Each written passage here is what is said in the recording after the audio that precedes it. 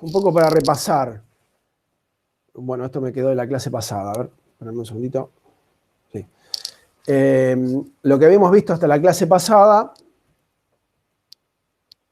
bueno, me quedó esto de chiquero de la clase, es que básicamente el flujo en cañerías, voy a borrar un poco, la pérdida energética dentro de una cañería podría ser modelada a través de un coeficiente que es muy similar al coeficiente, tiene la misma característica del coeficiente de drag que vimos en flujos externos, y esto lo relacionábamos, ese coeficiente, con una relación entre la longitud de la cañería, el diámetro de la cañería y este término que siempre usamos, que es el término dinámico. A ver, es dinámico porque estamos con la densidad en el medio, pero si no tuviese la densidad en juego, sería un término cinemático. Tiene que ver básicamente con la energía cinética del flujo.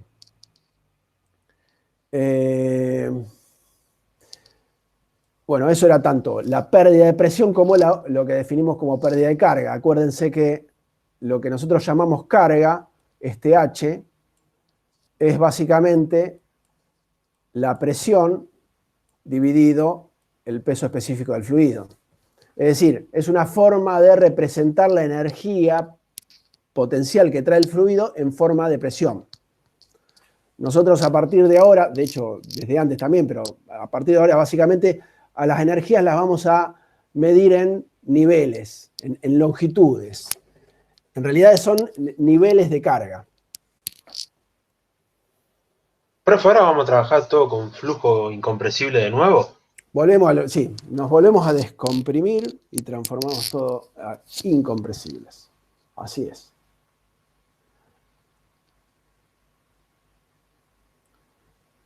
De flujos compresibles es una introducción.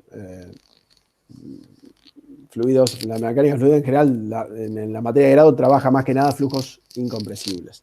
Pero bueno, sí necesitan tener una noción, porque, bueno, por ejemplo, cuando trabajan en calderas, ahí tienen flujos compresibles, o todo lo que es turbinas de vapor, eso es flujo compresible, o sea que alguna idea mínima tienen que tener del tema.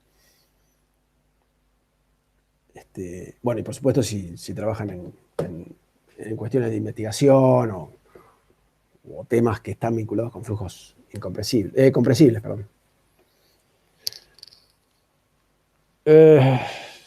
Bueno, les decía, habíamos visto que ese coeficiente F podía ser, según se tratase de un flujo laminar, el F se podía calcular como el Reynolds sobre 64, perdón, 64 sobre el Reynolds, estoy diciendo mal, 64 sobre Reynolds, en un caso de un flujo laminar, y si el flujo es turbulento, ahí ya la cosa se complica un poco más. Ahí no es tan directo. ¿Por qué? Porque el factor de fricción dependerá de el tipo de conducto, o sea, la dimensión del conducto y la rugosidad de ese conducto, y del número de Reynolds. El número de Reynolds es el estado del flujo, implica, vamos a ver en la gráfica, implica qué tipo de flujo tenemos. Si tenemos un flujo laminar, si tenemos un flujo de transición, uno turbulento, y si fuese turbulento, ¿qué nivel de turbulencia tiene? Este diagrama, que estaba unas diapositivas un poco más adelante, este diagrama les decía, lo que nos da es justamente los valores del factor de fricción en función del número de Reynolds y de la rugosidad relativa, que es la rugosidad que tenemos en el caño versus el diámetro. Es decir, rugosidad, ¿a qué me refiero? Supónganse que este es un caño, feo como lo estoy haciendo, ¿no? Y yo hago un zoom en un sector de ese caño, en alguna parte del caño, y veo que ese caño tiene una forma así. O sea, que en ese lugar, haciendo un zoom muy grande, veo que tiene una determinada rugosidad. Y lo comparo con otro caño que a lo mejor tiene una calidad superficial de estas características. Bueno, evidentemente, esta calidad superficial con este epsilon, que es la diferencia entre el valle, entre digamos, la zona más profunda y la zona más alta de esa rugosidad, es diferente a una calidad superficial de este estilo. Entonces, esa calidad superficial impactará en la resistencia que se produzca en el flujo. Y eso es visible en estas relaciones. ¿Por qué impactará? Bueno, una calidad superficial determinada para un diámetro determinado me va a dar un valor. Si el diámetro es más grande, o sea, si tengo un diámetro de mayor tamaño, supongamos comparar un diámetro de 5 centímetros con una rugosidad del orden de la décima de milímetro versus un diámetro de 1 metro con la misma rugosidad, el diámetro de 1 metro le va a resultar totalmente intrascendente la rugosidad. No le va a generar un efecto, ningún tipo de efecto. Y eso en realidad, hago acá un paréntesis, eso en realidad tiene que ver con la incidencia de la frontera o de la superficie que contiene el fluido con la resistencia. Imagínense, cuanto menor sea el diámetro, mayor superficie de contacto relativamente habrá respecto del volumen de líquido que está circulando. ¿Se llega a entender eso? O sea, si ustedes relacionan la superficie de contacto con el volumen por unidad de tiempo, que es básicamente el caudal, cuanto mayor sea el diámetro, cuanto más aumente el diámetro, perdón, en realidad menor superficie relativa tendré.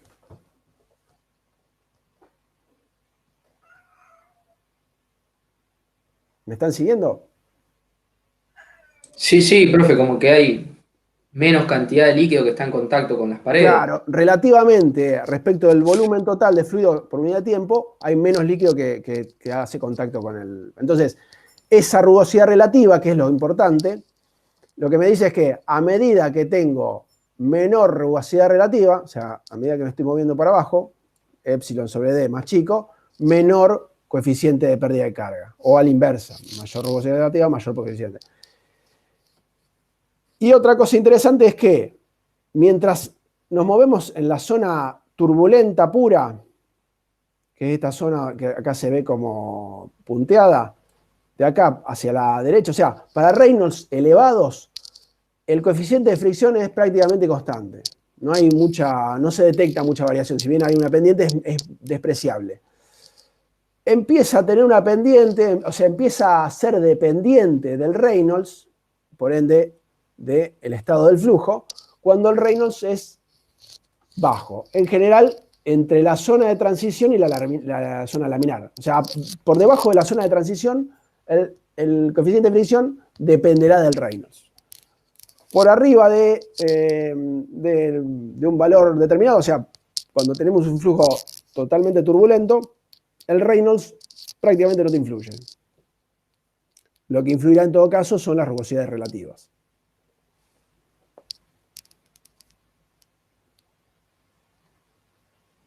¿Esto qué quiere decir? Que ustedes, ahora vamos a entrar, pero lo primero que van a tener que hacer cuando tengan cualquier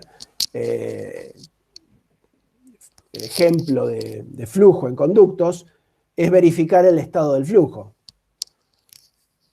Y eso lo verifican con el número de Reynolds.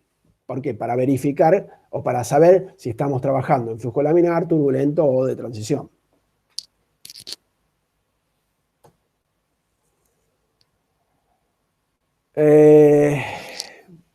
Bueno, para que voy a borrar esto otro que es un chiquero.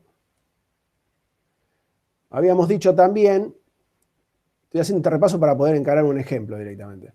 Habíamos dicho también que, además de las pérdidas que se producen en la cañería propiamente dicha, es decir, tenemos un conducto que a lo largo de todo ese conducto se producirán pérdidas justamente por rozamiento del flujo contra las paredes. Aparte de eso, se producen pérdidas por distintos dispositivos que puede haber en la cañería. Reducciones de sección, válvulas, por ejemplo, si hubiese una válvula por acá, qué sé yo, ampliaciones de sección, derivaciones, todos los accesorios generan pérdidas. ¿Y qué pasa? Como en general las longitudes de las cañerías son importantes y los accesorios tienen dimensiones muy pequeñas en relación a la conducción general, se las considera como las pérdidas que producen esos accesorios como pérdidas locales. En el libro las llama menores, nosotros las llamamos locales, pero bueno, lo de menores es un término, creo yo, poco feliz. ¿Por qué? Porque puede ocurrir tranquilamente que la pérdida que produzca un accesorio determinado sea igual o mayor que la pérdida que produce toda una cañería completa. Entonces, esas pérdidas, esos accesorios generan pérdidas, disipación. Lo que se hace generalmente es, por un lado, sumar todas las pérdidas que se producen en la cañería, en cada una de las cañerías, por eso es la sumatoria de los factores de fricción de cada una de las cañerías, que por ejemplo, si tuviésemos un caño con una sección determinada, después una reducción, otra sección, perdón, el dibujo espantoso que estoy haciendo, después otra expansión, o sea, otra expansión de sección. Entonces tenemos a lo mejor en un caño como este tenemos 3 diámetros. Diámetro 1, diámetro 2 y diámetro 3.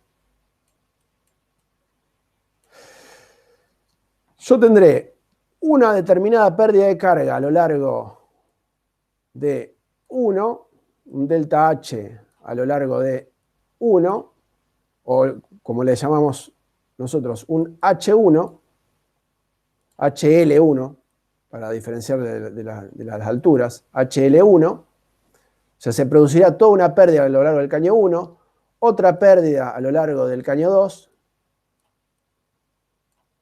cada uno de estos caños tendrá una determinada longitud, L1, L2, bueno, me quedo sin espacio, L3, y a su vez tendré distintos accesorios. Tengo acá, por ejemplo, tengo un determinado accesorio que, por ejemplo, le puedo poner como nombre, el nombre del factor de pérdida, K1, una reducción de sección, otro accesorio con su propio K. Entonces, fíjense, yo voy a tener la sumatoria de cada uno de los factores de fricción que se producen en cada una de las cañerías. En la cañería 1 tendré un determinado factor de fricción, multiplicado por, lo voy a escribir acá, en 1 tendré un factor de fricción 1 por L1 sobre D1, acá lo llamo como Φ, Φ1, es lo mismo. ¿Se alcanza a ver el dibujo? Por la velocidad que tengo en 1. Sí, sí, sí. Sobre 2G. Bien. Esto lo haré para cada uno de los caños que tengo. Para 2 tendré otra situación, y para 3 tendré otra ecuación equivalente. Entonces esa sumatoria me va a decir todas las pérdidas de carga que tenga a lo largo de toda esta conducción. Y a eso le tendré que sumar las pérdidas que se producen en cada uno de los dispositivos que tengo en el paso del flujo. O sea, el fluido va a perder algo de energía en la primera reducción de sección, otra energía en la segunda reducción o ampliación de sección, otra cantidad de energía en otra. Bueno, eso lo voy a ir sumando.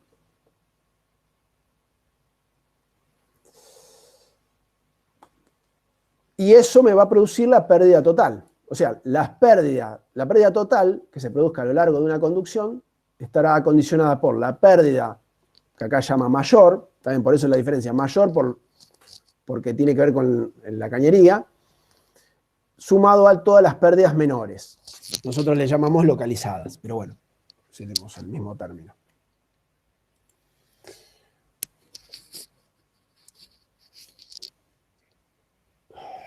Bien.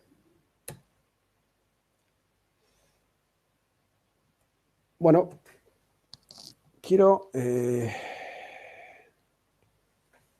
quería ver un ejemplo, antes de avanzar sobre esto, que es el ejercicio número 8.6 del Sengel.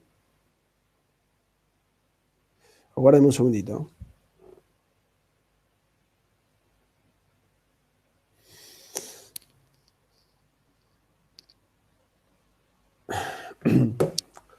Bien, antes de seguir, digamos, con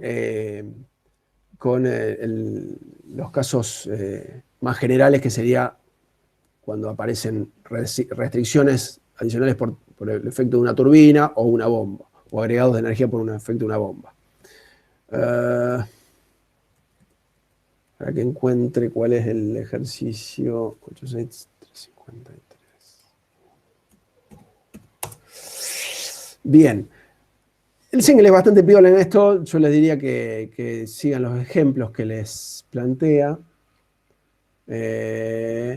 Bueno, antes de entrar en eso, les quería mostrar algunos ejemplos de pérdidas localizadas, que es lo que desarrolla acá como pérdidas menores.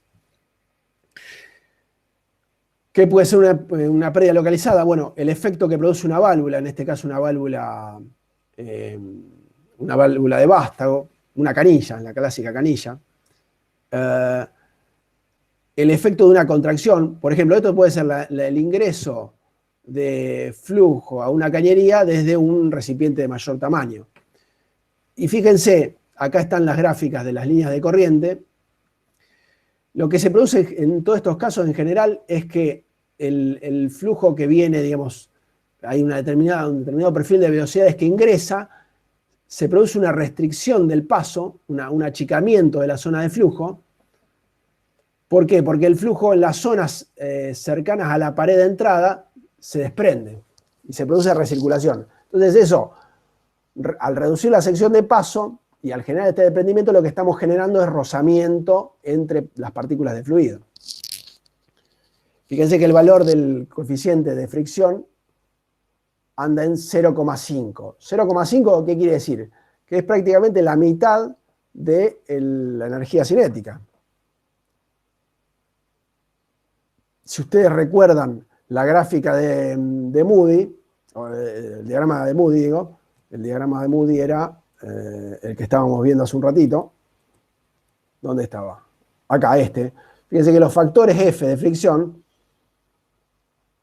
le tiene que costar bastante para llegar al 0,1, o sea, al 10% del valor de energía cinética. Con lo cual, un factor de fricción o un factor de resistencia de 0,5 quiere decir que es importante. Este tipo de accesorios, estas reducciones de sección o ampliaciones, generan mucha pérdida energética.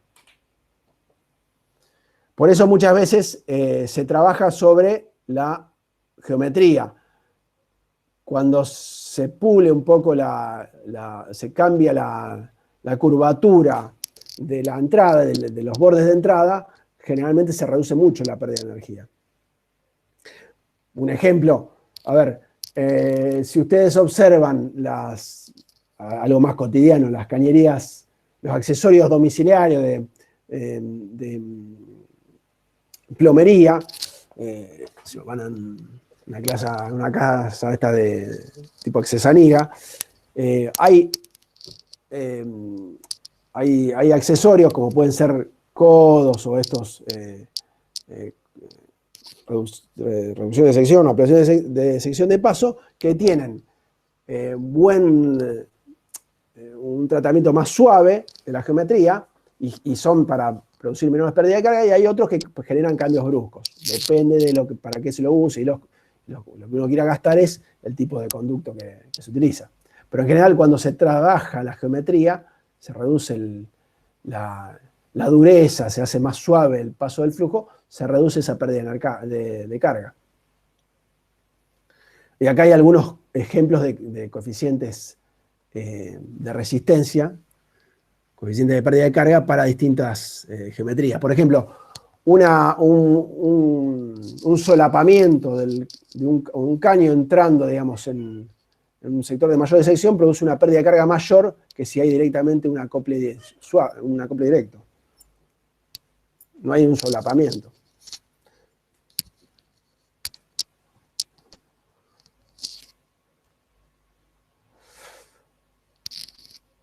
Y en general, las mayores pérdidas se producen en la expansión, es decir, cuando pasamos de menor sección a mayor sección, que a la inversa. Por eso, es decir, si ustedes expanden bruscamente, en realidad toda la disipación que se produce por desprendimiento de capa límite a la salida suele ser superior a la que se produce por contracción, para la misma relación de diámetros. ¿Hasta ahí me están siguiendo? Sí, sí. Sí, profe. Bueno, hay varios ejemplos que pueden ver. Una cosa interesante es justamente en el ejemplo de una contracción. ¿Qué está ocurriendo con la energía? Si ustedes observan este gráfico que les estoy mostrando acá, a ver, tengo un gato que me está pasando por delante de la computadora. Es difícil esto. Salí acá. Bueno. Les decía, si ustedes observan la gráfica, esto sería una reducción de sección. El fluido pasa de una sección de mayor tamaño, digamos, a una de menor sección. Lo que hace esto es analizar qué ocurre en una línea central, una línea intermedia, una línea de corriente en ese lugar. Entonces, ¿qué dice? En el punto cero tendré la máxima energía que tenía, o la energía disponible en la fuente. Entre comillas, el equivalente a lo que venimos hablando ahora, hasta hace un rato, como era de zona de estancamiento. No sería una zona de estancamiento porque hay desplazamiento, pero bueno, tomemos la fuente como la energía máxima disponible en el flujo en ese lugar. Entonces, ¿qué pasa? Cuando el fluido ingresa en la contracción, se empieza a acelerar. Al acelerarse, fíjense, tomando hasta esta zona más o menos, ¿no? Al acelerarse, nosotros vemos acá una separación entre las líneas de energía. Tenemos la energía total máxima disponible, que es la que tenía en el punto cero. ¿Y qué pasa? En esta zona, donde ya entró en la reducción de sección, el fluido tiene velocidad. Supongamos que acá partía de una fuente sin velocidad. Acá tiene velocidad. Al tener velocidad, esta curva que responde al término de presión y en todo caso nivel geodésico, supongamos que está todo al mismo nivel, lo descartamos al tema de la altura, de la posición geodésica. O sea, en este lugar, al acelerarse, parte del término de presión se reduce y se gana en velocidad.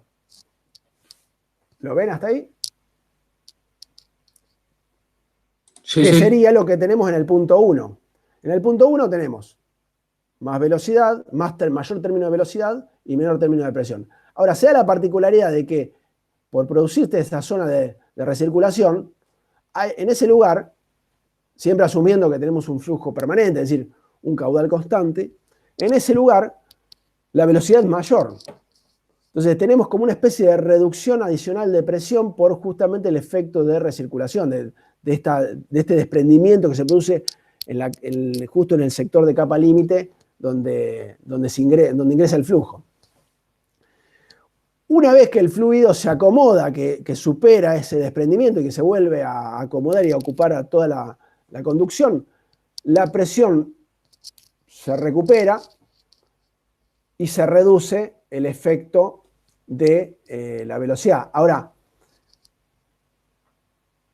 en realidad, o sea, si estuviésemos trabajando con un fluido ideal, el punto 2 volvería a tener la misma energía total que tenemos en 1. La misma energía total sí que teníamos en 1. Ahora, la realidad es que esto produce una pérdida. La curva actual, la curva real total, va a ser esta, la de línea de puntos. Entonces tenemos una velocidad menor. Esta velocidad va a ser menor, ¿por qué? Porque tenemos menor sección de paso, perdón, mayor sección de paso. Pero adicionalmente, si no hubiese esa pérdida energética, posiblemente tendríamos mayor presión.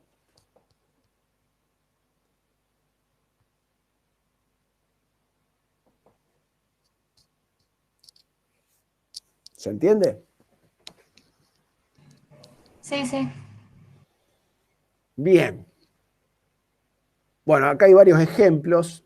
Eso después lo pueden ir viendo. Ustedes son bastante prácticos de ver estos ejemplos. Más que nada para entender cómo actúa una válvula, una constricción, un cambio de dirección, o sea, un codo, en el flujo y por qué se produce el efecto de pérdida de energía en ese lugar. Este ejemplo que quiero ver es justamente un ejemplo bastante piola para entender, o por lo menos para ver justamente el efecto de la pérdida energética en un accesorio. Y básicamente es una tubería que pasa de un diámetro de 6 centímetros a otro de 9 centímetros de diámetro.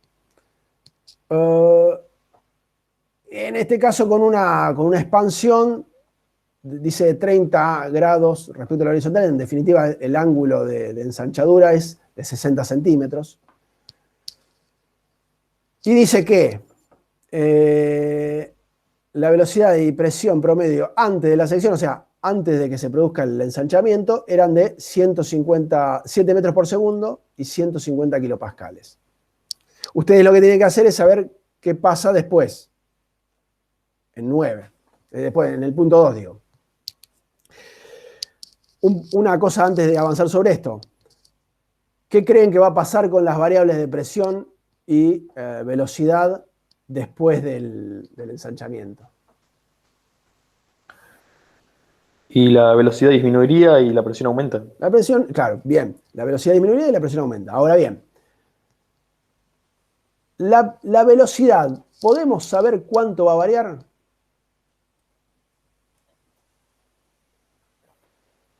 O sea, ¿qué tendríamos que plantear para obtener, o dicho de otra manera, la nueva velocidad y la nueva presión? Que la presión por la velocidad, digamos, el caudal tiene que ser igual de entrada y salida. Bien, voy a aprovechar, voy a dibujar acá porque es lo que tengo como pizarra para dibujar en esto. Nosotros tenemos algo parecido a lo que tenemos acá. Tenemos diámetro de 6 centímetros. Qué horrible que me queda, ¿no? Y de otro de 9 centímetros. Bueno. Esto es 1 y esto es 2. Entonces, lo que primero sabemos es que si estamos en un régimen permanente, área 1 por velocidad 1 por densidad 1, ¿a qué es igual? A lo mismo, pero con 2. Claro, con 2. Profe, ¿se podría aplicar Bernoulli en ese caso? Bien. Claro que se podría, ¿por qué? Porque Bernoulli, que es básicamente la ecuación de la energía. Entonces aplicaríamos energía. A ver, en definitiva, estamos el equivalente a aplicar la ecuación de momentum sobre una línea de energía. Antes de llegar a eso, bueno, un poco para repasar.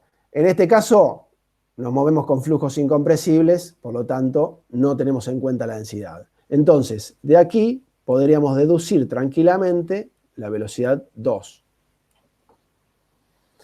Y vos bien dijiste, ¿qué otra ecuación podemos plantear? Bueno, la ecuación de la energía. ¿Qué sabemos?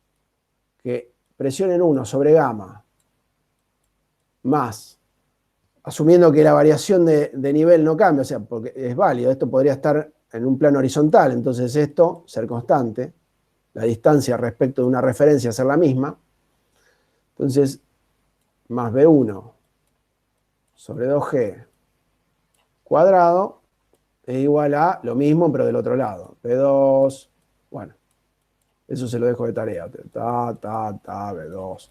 De ahí, bueno, ya que está lo que digo. De ahí, ¿qué deducen? Pueden deducir P2. Ahora bien, esto es en un mundo feliz y alegre, esto que acabo de escribir. ¿Por qué no es así en la realidad? Porque hay pérdidas. Porque hay pérdidas. Porque hay pérdidas y yo lo que estoy perdiendo en este momento es espacio. Entonces, pérdidas que no tuve en cuenta, que en realidad se las tengo que restar o a la entrada, a esto, menos H codo, llamémosle H accesorio, o se lo resto al término de entrada, o sea, a la energía con la que venía de entrada, o se la sumo del otro lado. ¿Se entiende? Pero esas pérdidas las tengo que tener en cuenta. Y esas pérdidas, ese H, tendrá que ver con la característica de este codo, perdón, de esta reducción, expansión en este caso. Fíjense, acá tienen varios HL. Ah, que lo llama con L, está bien. HL para un ángulo, tita, el tita es el ángulo total, de 60 grados, ¿de cuánto es? 0,07. Este es el K. ¿Y a esto por qué lo tengo que multiplicar? Por B cuadrado sobre 2G. Por B, no es más, esto es por. Bien.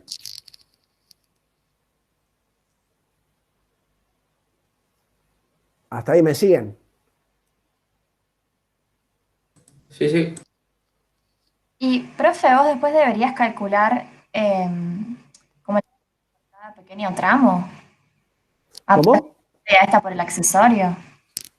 Repetime que se me cortó recién. Yo Si debería...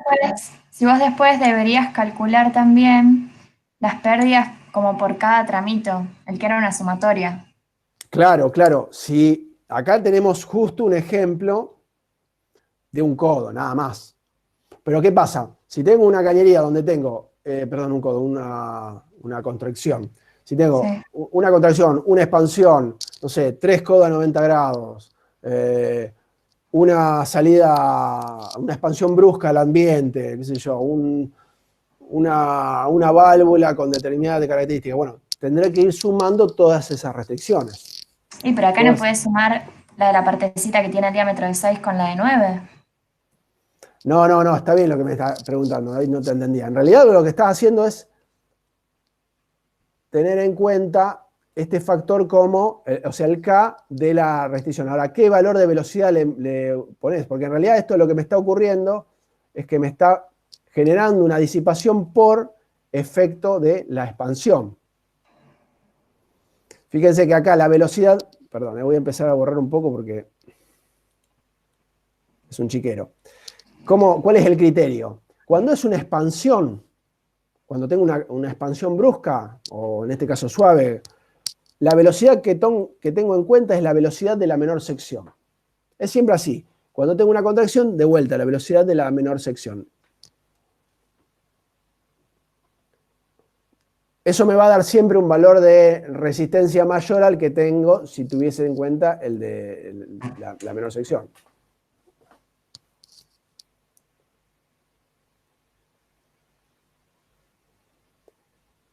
¿Se entiende lo que acabo de decir?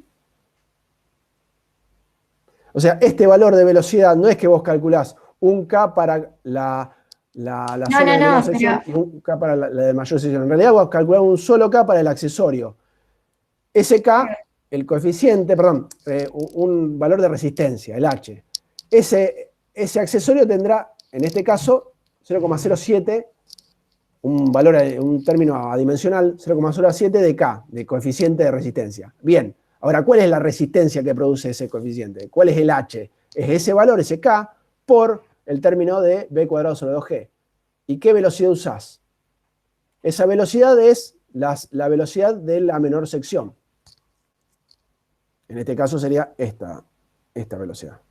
La Sí, velocidad sí, que se eso yo lo produce... entiendo, pero antes habías mostrado una fórmula de la pérdida de carga en el que tenés dos sumandos, uno el que implica el accesorio y otro que es el coeficiente de fricción por la longitud, por velocidad cuadrada. Ah, bien, bien, Eso es lo bien. que pregunto yo. Perdón, sí. Si vos después lo vas a Esta sumar a fórmula. ese término también. Claro, sí, sí, está bien. Esta fórmula que aparece acá. Claro, sí. Bueno, claro, vos tendrás, bueno, acá justo lo borré, pero vos tendrás cañerías, varios conductos, que cada uno aportará su resistencia de carga en función de su coeficiente de fricción, su longitud, su diámetro. Eso es, sumás cada uno de los aportes que producen cada una de estas cañerías por separado. Y por otro lado, sumás el aporte que producen cada uno de los accesorios. Acá tendré una determinado accesorio, una contracción, por ejemplo, que me produce, que tendrá un determinado K y una determinada velocidad al cuadrado sobre 2G. Otro accesorio que tendrá otra velocidad al cuadrado sobre 2G por otro K y así sucesivamente. Y está Claro, bien por eso, sí. ahora Perdón. en el ejemplo nos faltaría sumar las dos contribuciones de cada pedacito de cañería. Eso es lo que digo. Claro, este ejemplo es muy particular porque en realidad lo único que les pide que analicen es la contribución del accesorio. No les está diciendo qué contribución produce cada una de las cañerías de entrada y de salida. Ok, está bien. No está en este ejemplo. Este ejemplo es simplemente para calcular la resistencia que produce el accesorio. Bueno, está bien. Gracias. Pero está bueno, lo vamos a hacer más de manera genérica. Acá hay un par de ejemplos más. Bueno, acá, por ejemplo, y eso es lo que después voy a encarar, no sé si lo vamos a hacer ahora, pero voy a hacer una charla introductoria y el viernes avanzamos sobre la diferenciación entre ramales en serie y paralelo. Les decía, aguárdenme que voy a borrar, a ver, tomo acá. Profe, Sí, claro, en el caso de que sean muy cortas las longitudes, se podría despreciar esa pérdida. claro, bueno, o sea, ¿cuál sería el criterio más razonable? Verificar cuál es el valor de todas las pérdidas y después ponderar, a ver si tienen incidencia o no. Claro, sí, sí. A ver, a ustedes a nivel examen, por ahí van a renegar un rato más, pero esto se resuelve muy fácil con una tabla Excel. De hecho, en la clase que viene les voy a mostrar en la ejercitación, en las planillas de ejercitación, hay ya hay unas planillas, se las muestro ahora si quieren, no voy a entrar para no volverlo loco, pero ¿alcanzan a ver la planilla? Sí, sí. La planilla, bueno, acá dice 0,7, pero está en el módulo 8. Ahí tenemos varias planillas, varias ejercitaciones. Uno de ellos es lo de ramales en paralelo o en serie. Son dos formas de enfocar una cañería, digamos. Esto está básicamente resuelto. Está resuelta la forma de calcular la resistencia. Lo importante es que ustedes tengan el criterio para poder analizar el problema. Quiero decir, a ver, en el examen a lo mejor tienen que hacer un 3 cálculos, no voy a eso en particular. Yo lo que voy a que en un análisis de una cañería, en general, no es tan dramático el cálculo, sí, ¿no? Más bien el entender el concepto y entender, por ejemplo, qué representa que una cañería sea en paralelo o en serie, qué representa cada uno de los accesorios, cuánto influyen los accesorios, cuánto influye en una cañería determinada, la longitud de la cañería, el diámetro de la cañería o los accesorios. Ese tipo de criterios son los importantes, los que hay que tener bien pulidos. Después el cálculo, por supuesto que es importante, pero bueno, deriva de entender lo que están haciendo.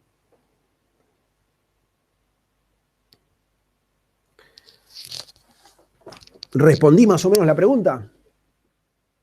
Sí, sí, profe. Bueno, vamos a hacer, les voy a hacer una charlita breve sobre líneas de energía, como retomando eso. No tengo mucho, a ver si puedo generar una hoja nueva. ¿Qué era esto? Bueno, no sé cómo hacer para... Acá. Bueno, voy a dibujar acá.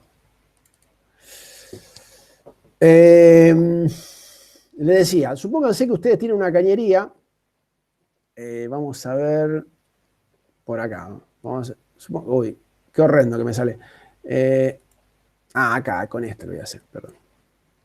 Acá. Supónganse que tiene una cañería que tiene un determinado diámetro hasta cierto punto. Después se produce una reducción.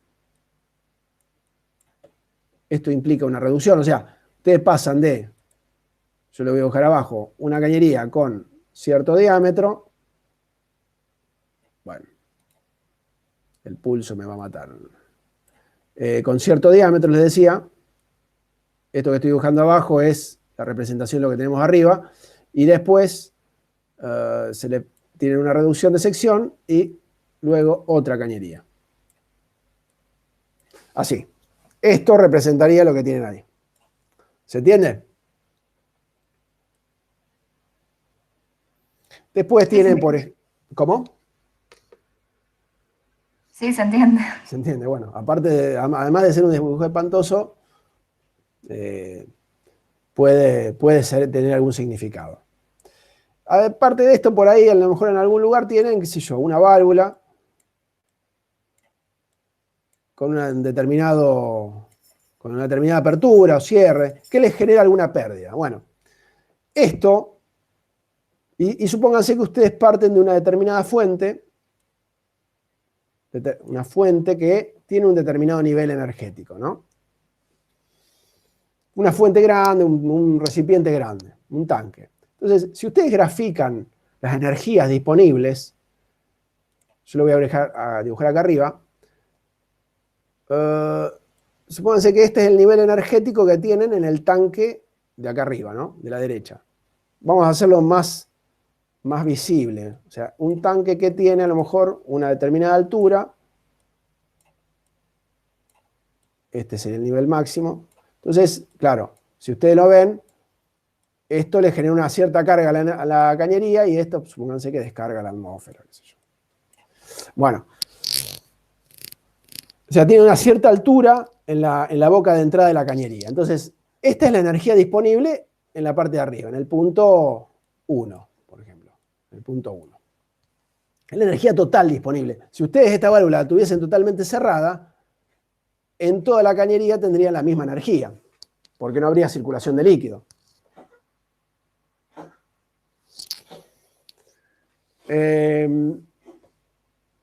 ¿Qué pasa ahora cuando nosotros abrimos la válvula hasta cierto punto, ¿no? A ver, y otra cosa aparte. Ustedes tienen este nivel de energía. Ahora, supónganse que acá tienen la presión atmosférica. Entonces, acá afuera, en esta zona, ustedes tienen este nivel energético. Este nivel energético que es el equivalente a la presión relativa, o la presión, sí, presión relativa igual a 0. Que es igual a la presión absoluta, en presión absoluta, la presión atmosférica. ¿Se entiende? Asumiendo que sobre el líquido sobre el tanque, en la parte superior, también tenemos presión atmosférica. ¿Hasta ahí me vienen siguiendo? Sí, sí. Bueno, supongamos que este es el punto 2 y este es el punto 3 de salida.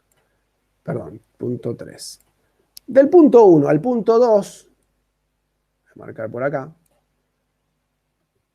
entendiendo lo que venimos explicando hasta ahora y entendiendo la ecuación de la energía, yo ya de entrada les digo que del punto 1 al punto 2 yo voy a tener una pérdida, una disipación. No voy a llegar con este nivel de energía, voy a llegar con este otro. Mi energía total en 2, bueno, salvando la curva loca que me salió, tendría que ser una recta. A ver, acá. De 1 a 2, yo tengo esta energía, esta variación energética. Total. O sea, la energía en 1,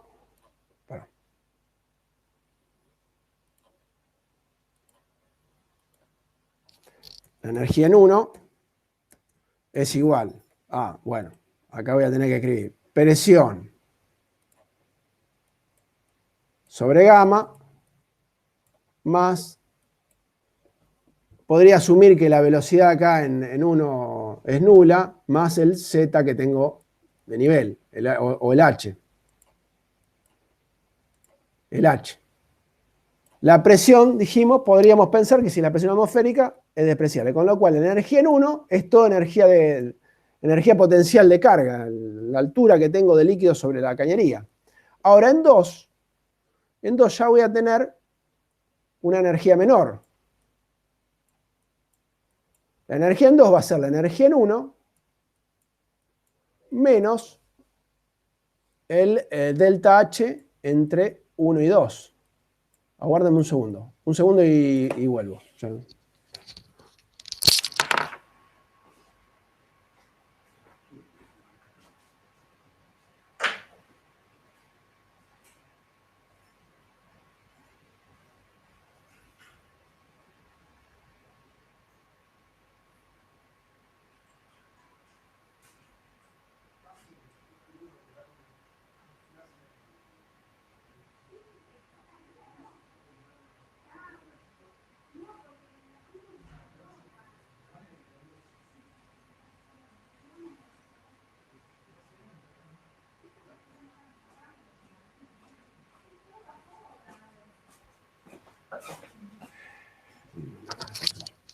Bueno, disculpen la demora, pero se complicó.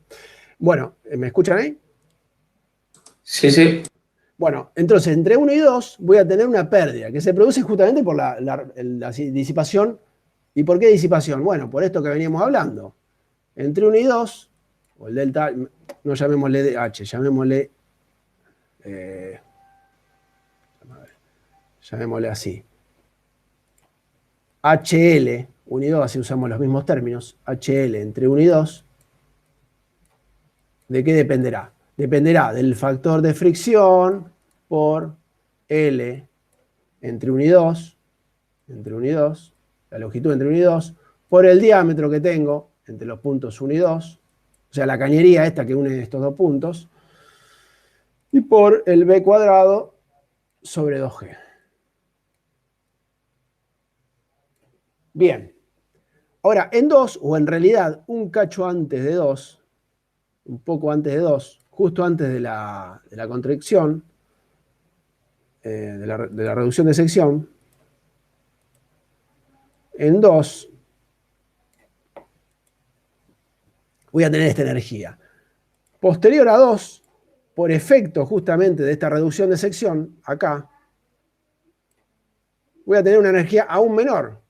O sea, voy a pasar de esta energía a esta otra, y ahí se va a producir un salto de energía justamente por el efecto de la restricción, de la reducción de sección. Que en las dimensiones generales de la geometría yo podría tranquilamente hacer un dibujito. Esto tengo a mis viejos quemándome la cabeza. Yo podría hacer un dibujito donde vengo con esta energía y salgo de vuelta con esta otra energía. ¿Se entiende? Esto es lo que me produce, esta pérdida es la que me produce el accesorio, que sería el K del accesorio por el B cuadrado sobre 2G. De ahí en adelante, la otra cañería hasta el otro accesorio tendrá otra pendiente. Tendrá otro factor de fricción, otro L sobre D y otro término de velocidad. Y pero entonces, profe, al E2 no debería ser E1 menos SH menos el del accesorio. Bueno, está bien, bien planteado. En realidad esto tendría que sumarle, o restarle, mejor dicho, el K por el B cuadrado sobre 2G. En realidad, claro, depende de dónde tomemos el punto 2. El punto 2, está bien lo que Bueno, decís claro, vos. ese sería como ahí, claro. Claro, y está bien, ¿no? Pero está bueno el planteo. ¿Por qué? Porque en realidad la energía que tengo en 2, olvídate de este lugar, este sería 2. La energía que tengo en 2 es la energía que tengo en 1, menos todo lo que perdí en el camino, menos a su vez lo que pierdo en el lugar ese donde se produce la restricción. O sea, toda esta energía. Todo esto, que es básicamente H, la sumatoria de los H1 entre 1 y 2. Locales y longitudinales.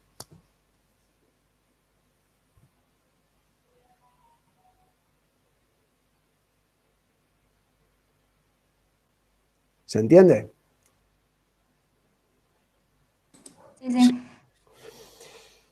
El viernes retomamos, bueno, hacemos una primera charla de consultas y después retomamos esto en este punto y vamos a ver las diferenciaciones entre flujo lo que estamos viendo ahora es un flujo en serie, o sea, todo lo que va ocurriendo, todo lo que ocurre antes se suma a lo que ocurre después y viceversa.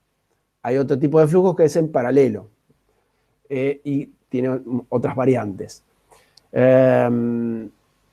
Vamos a ver eso y vamos a ver algunas aplicaciones prácticas.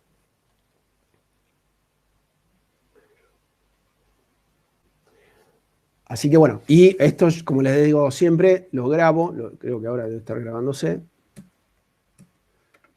Así es, lo grabo, lo estoy grabando, entre hoy y mañana lo subo a la plataforma en el caso del módulo 8, para que ustedes lo puedan